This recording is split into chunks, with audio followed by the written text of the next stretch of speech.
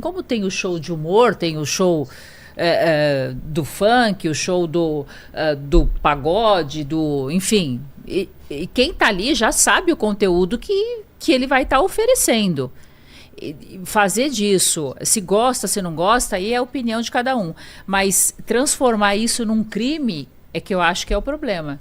Pois é. É uma coisa bem distinta eu ia falar e bem isso, complexa. eu ia falar isso, Léo. O que, sendo condenado, que precedente poderia ser aberto, não só no caso de comediantes, mas em relação a outros artistas, né? O precedente de você ter uma interpretação literal de qualquer conteúdo em um ambiente artístico. Pintura, música. Exato. A pessoa faz uma pintura retratando uma violência sexual. É um estuprador. Tem que ir pra cadeia. Não, mas tô retratando, mas não interessa. Isso aí poderia ser válido para qualquer coisa. E o grande problema é o seguinte, cara. Cada grupo que ascende ao poder vai tentar impor a sua lista de temas sagrados. Esse é o problema. Você hoje, se fizer uma piada de Jesus, de Deus, o que acontece com você? Você ganha especial na Netflix. É isso, você vai fechar um monte de propaganda, você vai ganhar especial na Netflix, você vai fechar contrato publicitário, você vai ter programa de TV, não vai ter problema nenhum. Vai ter gente que vai reclamar, vai ter, que é parte do jogo. Para mim é parte do jogo. Agora, na década de 60, você não ia ganhar contrato com marca e programa de TV fazendo esse tipo de coisa, porque a hegemonia o bastão estava em posse de outro grupo. Hoje, você pode desfilar na Avenida Paulista, fazendo atos que para cristãos é considerado algo, até um vilipêndio de objetos sagrados, e não tem problema nenhum. Não tem problema nenhum. Em eventos onde às vezes tem dinheiro de verba pública e aberto, no meio da rua. Completamente diferente de estar num local fechado sem verba pública, né? Então a gente já está numa discrepância bem grande. Mas não tem problema. Ao passo que, se a gente volta para a década de 60 e você faz piada de minoria, não tinha problema nenhum. A Rede Globo, nem 60, né? Até a década de 90 aí, a Rede Globo tinha um monte de piadas com minorias na televisão em horário nobre. E não tinha problema nenhum. Agora, o bastão mudou. E tem gente que acho que não percebe isso. Léo, obrigado demais pela tua participação e te vejo semana que vem e aí a gente fala com mais calma sobre vários assuntos. Fechada. Não só esse. Tem muito assunto porque faz tempo que a gente não se fala e a gente se encontra também em outro país aí que a gente vai viajar junto, hein? Maravilha, Depois maravilha, fechada. Falaremos sobre isso também. Obrigado demais, Léo. Fechada. Valeu. Tchau, Valeu. obrigada. Valeu. Vamos então também agora a outra polêmica, o querido Bigoda, que é o carnaval, né? Que a gente tava falando do carnaval, que sempre foi tranquilo em relação à política. Parece que a gente tem um tema que esquentou bastante aí, que foi a escola que homenageou o Lula. E para hoje, para os dois lados da moeda, a gente chamou duas pessoas que pensam completamente diferente sobre essa homenagem ao Lula. Então roda a vinheta.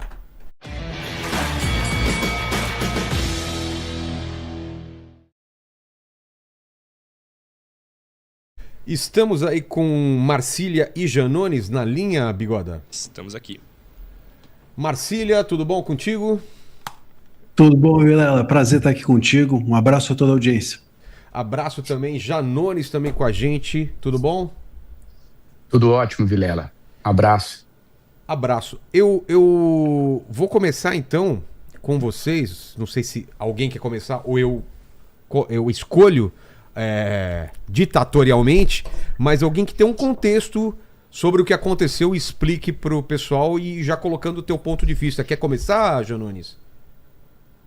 Posso começar. Então vamos falar sobre essa homenagem então da escola de samba e se isso é o crime eleitoral, se não é, se passou do ponto, se não passou, e depois eu quero saber a opinião do Marcília também. Vamos lá, Janones.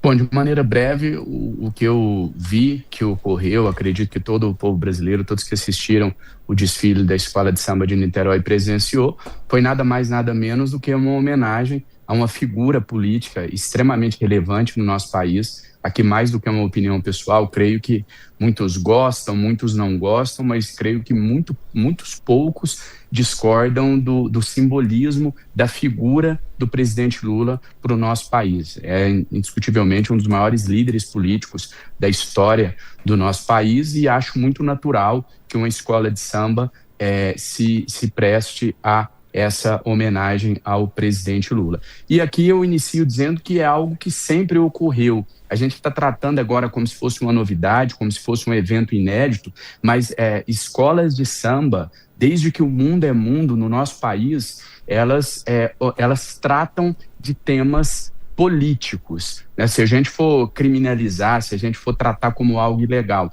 uma homenagem de uma escola de samba para um político ou um enredo que trate sobre uma questão política, a gente vai jogar na lata do lixo pelo menos 50% dos desfiles da história do carnaval no nosso país. E a gente não teve ali um direcionamento, nenhuma ação do governo, nenhuma ação do presidente Lula, nenhuma ação governamental direcionada de maneira a beneficiar essa escola. A escola recebeu dinheiro público? Recebeu, como receberam todas as outras escolas. Mas a escola que homenageou o presidente recebeu uma quantia a mais? Não, ela recebeu exatamente a mesma quantidade das outras escolas, algo que ocorre todos os anos, então não foi uma ação específica do ano eleitoral, tratado de forma absolutamente transparente, com a lisura de sempre. E o principal, sem nenhuma intervenção pessoal do presidente ou de nenhum órgão governamental, por exemplo, na escolha do enredo, não houve nenhum pedido para que se realizasse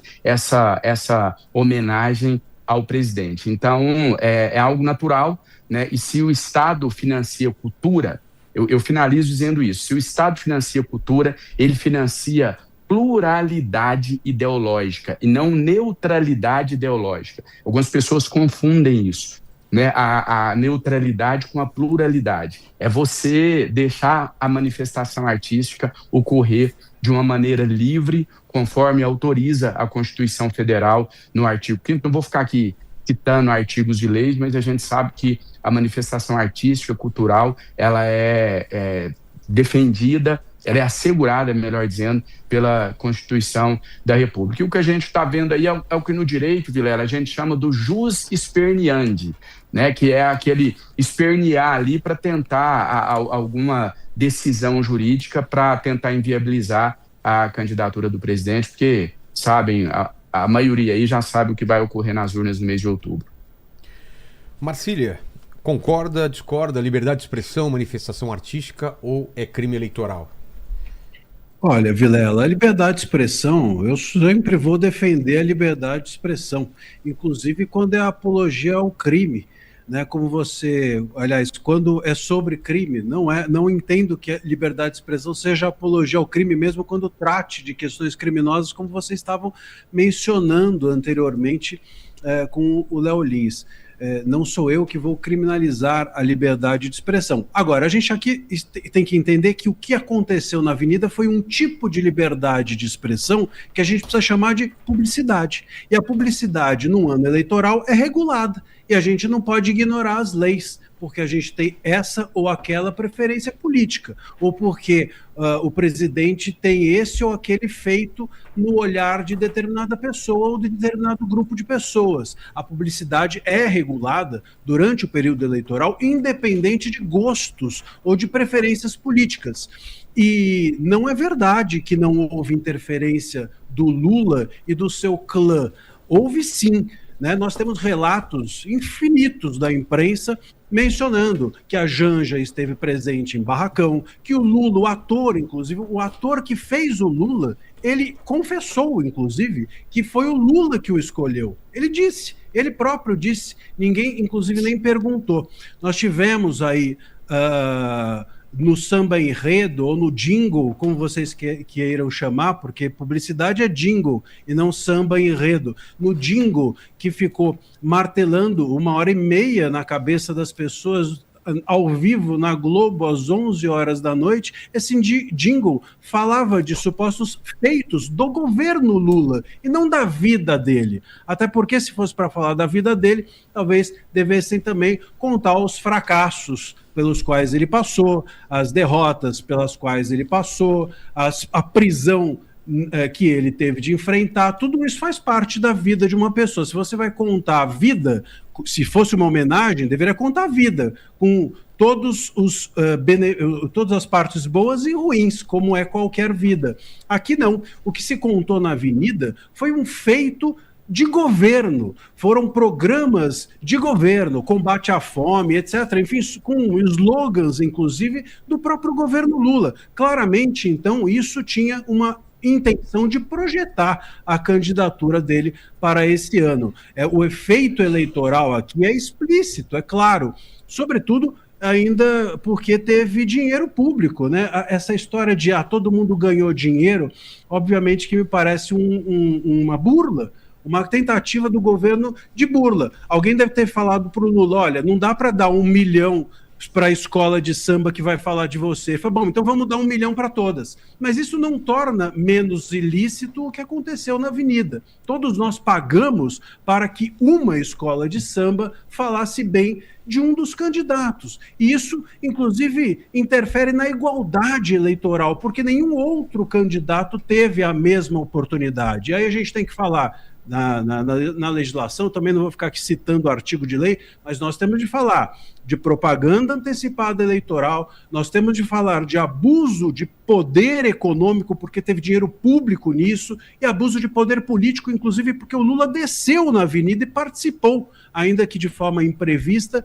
do desfile. Esses abusos, inclusive, caracterizam não apenas crime eleitoral, mas crimes de abuso de poder, Vilela. Vamos lá, Janones. O que você tem a dizer sobre isso? Bom, o argumento poderia ser válido se o envio de recursos públicos para as escolas de samba tivessem ocorrido somente nesse ano, somente no ano eleitoral. Não. O que ocorreu esse ano foi absolutamente dentro da normalidade daquilo que ocorre todos os anos no nosso país. E até porque, eu falei que não ia citar artigo, mas o artigo 215 da Constituição Federal, ele impõe mais do que um direito, ele impõe como um dever positivo de fazer do Estado, de garantir o pleno exercício dos direitos culturais, apoiando, incentivando a valorização, a difusão de manifestações culturais. Foi só isso que o presidente Lula fez. Foi só isso que o governo fez. Cumpriu o que manda a Constituição Federal. E é importante aqui a gente fazer uma diferenciação quando você tem casos em que, por exemplo, vou dar um exemplo aqui da minha realidade enquanto deputado federal. O TSE entende que o deputado que nunca gastou recurso com impulsionamento, seria estranho que justamente no ano eleitoral ele passe a usar um recurso significativo para impulsionar as suas postagens. Ou seja, é uma campanha disfarçada. Ele não fazia aquilo nos outros anos. Então, se o governo tivesse apoiando a cultura através do incentivo para as escolas de samba, somente nesse ano, isso poderia ser questionado. Mas não, o que ocorreu foi uma política de financiamento cultural, como ocorre sistematicamente em todos os anos, pelo menos nos governos progressistas no nosso país, onde artista não é mais tratado como criminoso, como foi durante o governo passado, durante o governo do Bolsonaro. A DIN número 4451, ela excluiu a possibilidade de você restringir durante o ano eleitoral sátiras, peças de humor sobre o pretexto de que isso configuraria propaganda antecipada. Eu só estou trazendo esses exemplos aqui, eu acho que argumento político é o mais fácil, né? Mas a gente precisa trazer um pouquinho também de embasamento para mostrar que não existe nada de irregular no desfile da escola de samba de Niterói. Agora, Vilela, humor, sátira, manifestações culturais, elas não podem ser restringidas sobre pretexto eleitoral, salvo quando há o pedido explícito de voto. Não houve o pedido explícito de voto e a existência de dinheiro público por si só não transforma a arte em campanha eleitoral.